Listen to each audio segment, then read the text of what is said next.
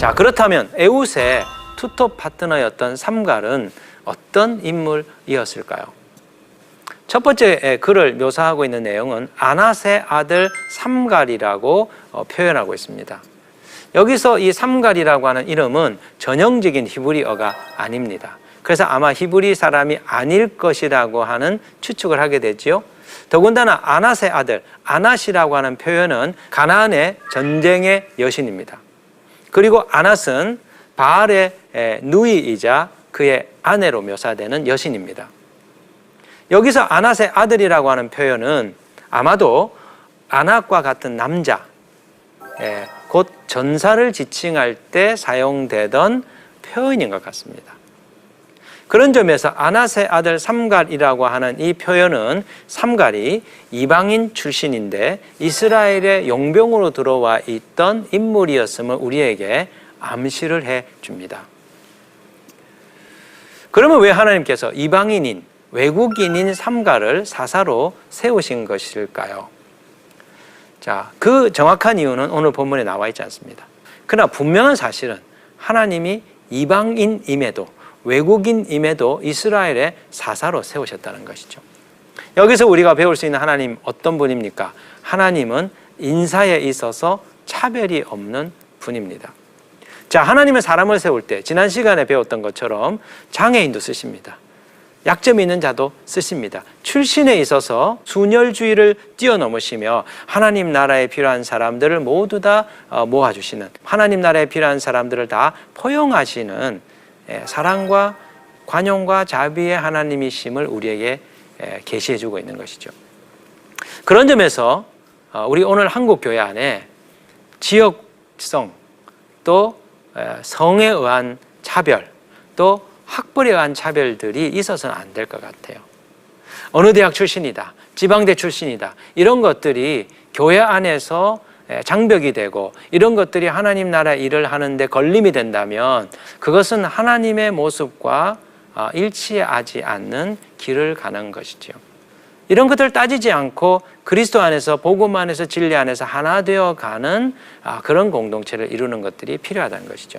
세 번째로 우리가 생각해야 될 것은 사사삼갈의 무기에 대해서 묵상하는 것입니다. 오늘 이 본문에 보면 사사삼갈이 이스라엘 백성들을 구원하기 위하여 블레셋과 맞서 싸울 때 소모는 막대기로 블레셋 사람 600명을 물리쳤다는 내용이 나옵니다. 자, 여기서 소모는 막대기는 히브리어로 말마드라고 표현되고 있습니다. 근데 이 말마드는 목동들이 짐승을 몰아갈 때 짐승들을 몰기 위하여 사용하는 지팡이나 막대기, 또 가축몰이 도구를 지칭할 때 사용되는 단어입니다.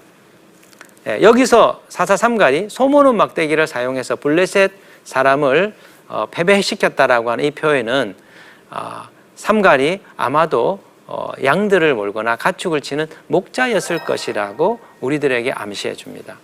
그런데 그가 목자로서 블레셋의 정예병 600명을 물리쳤다는 것이죠. 이것은 놀라운 일입니다. 자, 그 당시 고대 전쟁사에 의하면 600명은 한 군대의 군사 단위를 지칭할 때 사용되던 인원이었습니다. 그러니까 지금 소모는 막대기로 블레셋 주민을 물리친 것이 아니고 블레셋의 정예 군사를 지금 패배시킨 것이죠. 그렇다면 어떻게 그가 소모는 막대기로, 정규 군인도 아닌 그가 목자로서 어떻게 블레셋의 군사들과 싸워서 승리할 수 있었던 것일까요? 그 이유는 그가 하나님의 권능에 사로잡혔기 때문입니다. 여러분, 다윗과 골리앗의 전쟁을 잘 아시죠? 골리앗은 어떤 사람이었습니까? 그는 전쟁에 능한 장수였습니다. 블레셋의 5개 도시국가 가운데서 가드라고 하는 그 도시국가의 유명한 장수였습니다. 이 사람은 키가 2m였습니다. 거기다가 노수로 된 갑옷이죠. 그리고 노수로 된 투구, 그리고 다리에 놋 견갑을 차고 있었습니다.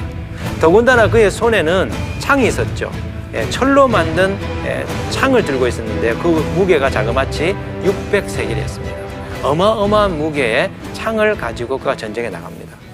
그런데 그에 맞선 다윗은 어떤 사람이었습니까? 그는 목동이었습니다. 그리고 그가 사용할 수 있었던 무기는 물맷돌 5개밖에 없지요.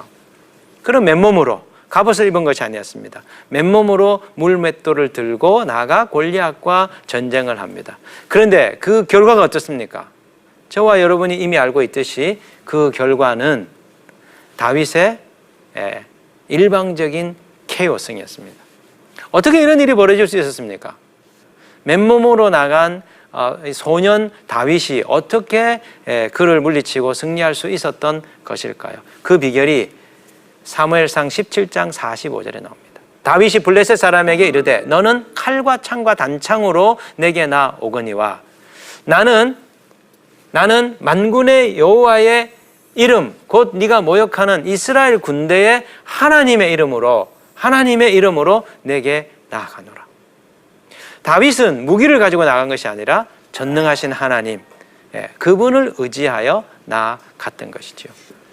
또 사무엘상 17장 47절에 이렇게 말합니다. 또 여호와의 구원하심이 칼과 창에 있지 아니함을 이 무리에게 알게 하리라. 전쟁은 여호와께 속한 것이래요. 그가 너희를 우리 손에 넘기시리라. 전쟁의 성패는 무기가 좋으냐, 전력이 아주 강력하냐에 달려있는 것이 아니라 우리가 하나님 편에 서 있느냐, 그분의 편에 붙어 있느냐 아니냐에 달려있다고 말씀드렸습니다. 그런데 하나님이 우리와 함께 하셔서 하나님의 일을 이루시고 하나님의 전쟁에서 승리하게 하실 때 하나님은 맨몸으로 빈손으로 나가게 하지 않습니다. 다윗에게 물맷돌을 주신 것처럼 하나님은 우리들에게도 각자에게 필요한 하나님 나라 전쟁에 필요한 영적인 무기들을 하나씩 준다는 것이죠. 하나님은 모든 사람들에게 하나님의 전쟁에 필요한 영적인 무기들을 각자 주십니다. 그것이 신약시대에 와서 무엇입니까? 은사죠. 하나님은 믿는 모든 자들에게 각양다양한 은사들을 허락해 주셔서 하나님 나라 일들을 수행하게 하신다는 거예요. 그렇기 때문에 믿는 자에게 내게 주신 하나님의 은사와 죄주를 발견하여 그것을 갈고 닦고 그 무기를 통해서 하나님 나라의 일들을 수행해야 될 필요가 있습니다. 중요한 것은 더 많은 지식이나 학벌을 우리 자신들이 구비하는 게 아닙니다. 가장 중요한 것은 우리에게 능력 주시는 하나님께 우리 자신이 붙어 있는 훈련을 하는 것이죠. 그럴 때 우리에게 주신 조그만한 은사와 조그만한 재주라 할지라도 하나님은 거기에 영적 기름 부음을 허락하셔서 크고 놀라운 일들을 이루게 하시는 것입니다. 종종 저는 설교를 하거나 강의를 할 때 부담을 느낄 때가 많습니다. 저도 오랜 기간 동안 설교를 하고 성경을 가르쳐 왔지만 때때로 제가 굉장히 눌리는 경우들이 있습니다. 저보다 더 월등한 사역자가 함께 계시거나 그리고 들으시는 분들 중에서 아주 저보다도 선배되는 이런 분들이 그 좌정에 계시면 갑자기 자신감이 떨어지고 내가 과연 잘할 수 있을까? 이런 마음이 밀려올 때가 있습니다. 그럴 때마다 제가 생각하는 내용이 있어요. 오병이어의 기적입니다. 어린아이의 한 끼 도시락, 물고기 2마리와 보리떡 5개, 그것을 통해서 주님이 5,000명을 먹이시고 12광주리를 남기셨다는 그 이야기를 저는 떠올려요. 왜냐? 제가 준비한 이 설교가 정말 그 소년이 한 끼 먹을 분량에 미치지 못하는 것처럼 생각될 때가 있기 때문입니다. 제가 준비한 이 설교 부족합니다. 제가 준비한 이 내용이 정말 많은 사람들을 배불리 먹일 수 있을까? 그럴 때 저는 주님께 기도합니다. 주님, 제가 준비한 이 설교와 이 말씀의 내용이 빈약하고 모자라지만 그 어린 소년이 먹을 분량에 해당되는 그 도시락을 주님이 축사하셔서 5,000명을 먹이신 것처럼 주님 오늘 이 말씀을 축사하시사 듣는 모든 이들이 배불리 먹고 남음이 있는 그런 말씀이 되게 해 주십시오. 그렇게 기도하고 단에 올라가서 말씀을 전하면 생각지 못하는 감동이 밀려오고 생각지 못하는 은혜들이 흐르는 것을 경험하게 됩니다. 중요한 것은 내가 얼마나 많은 것을 가지고 있나, 내가 얼마나 잘 준비했나, 내가 얼마나 지식과 정보와 좋은 내용을 가지고 있느냐가 아니라 내가 가진 것이 부족하고 내가 준비한 것이 부족하지만 주님께서 이곳에 성령의 기름 부음을 내려주셔서 전하는 가운데 역사해 주시고 듣는 자들 가운데 역사해 주셔서 하나님의 크고 놀라운 열매들이 맺혀지게 해 주십시오. 그 마음으로 나아가게 되는 것이죠. 네, 오늘 이 말씀을 우리가 돌아보면서 세 가지를 좀 적용하면 좋겠는데요. 첫 번째는 우리의 부족함을 채워주시고 지켜주시는 하나님을 우리가 더 의지하면 좋겠습니다. 두 번째는 사람들을 편견 없이 대하여 주시는 하나님을 본받아 우리 공동체 안에서 사람들을 편애하지 않는 문화와 삶을 저희가 힘써야 될 것 같습니다. 세 번째는 하나님께서 우리에게 주신 영적 무기를 감사하며 그 무기를 잘 사용할 수 있도록 우리 스스로 훈련하는 삶을 계속 살아가기를 원합니다.